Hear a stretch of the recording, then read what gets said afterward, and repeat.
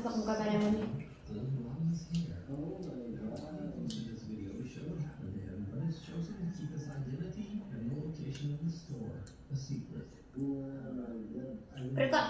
Pero tanong kasi ako kapon. Pero hindi si Bimax niya nung ko. Si ate talaga, natanong ko taga saan siya. Sabi niya, taga Ilaya daw siya. Pero sabi ko, kilala mo si Bimax? O kilala ko kasi friend kami sa Facebook. I-add friend ko siya. Tapos, i-add ko sa Facebook. Para maraming ano sa kanya. Tapos, ano siya, nag-comment ako sa kanya. Kasi hinihingi ako ng tulong na paano ako mag-viral. Kasi, baka darating na panahon, makikita ko sa Team Patrol. So, sana tawag taga GMA sa akin. Wala akong namin sa taga GMA. Paano kung ano, mamaya ako i-share ko sa YouTube. Kaya kapag hindi ko i-share, maghanap ko na number. Anong number sa taga GMA? Iyon ko, anong number sa taga GMA? Anong gusto ko GMA ba? Kasi dati pangarap ko sa GMA. Mas una ko sa GMA kaysa sa ABCP. Kasi yung idol ko dati si Paulo Ballesteros. Di ba si Paulo Ballesteros yung idol ko noon pa? Pero hindi pa ako masyadong nag-live. Hindi pa ako masyadong nag-vlog. Hindi pa ako masyadong nag-mix. Hindi pa ako masyadong nag-compose. Pati yung pag-content ko. Hindi pa ako nag-vlog dati sa kay Paulo Ballesteros. Pero yun ang ano ko talaga. Ang gusto kong unahin ko sa GMA. Pero napili ko talaga i-BSDBN sa Kapamilya Channel in the Service Filipino. Ganyan talaga yung tawag sa ating sa mga taga-YT channel. Sa YouTube channel natin. Doon sa live. Kasi sa YT, meron siya talaga, kailan ba kayo mag-live sa YT channel?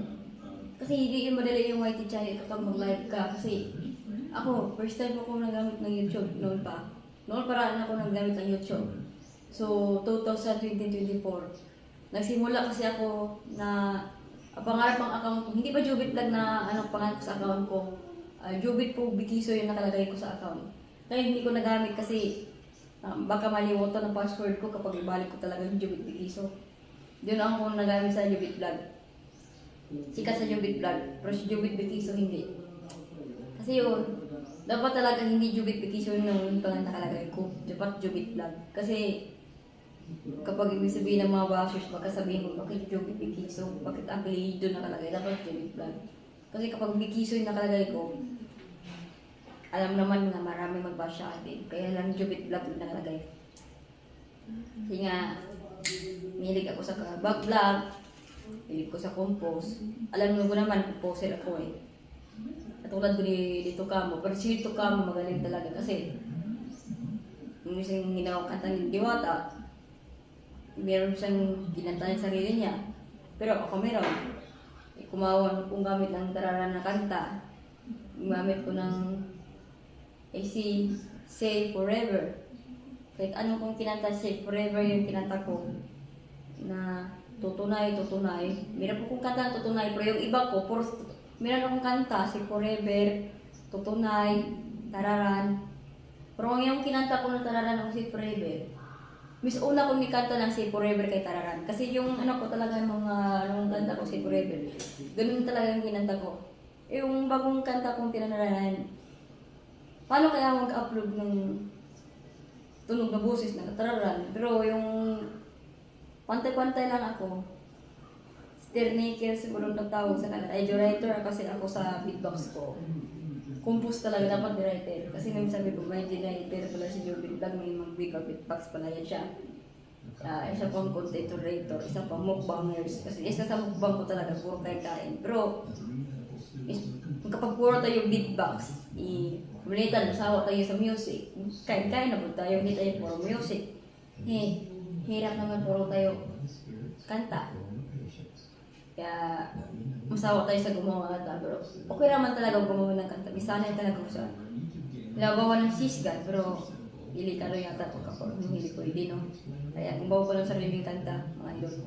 Maganda lang siguro kung kapag gumawa ka ng sariling kanta mo. Kasi, hirap na talaga kapag hindi mo sarili natin kanta.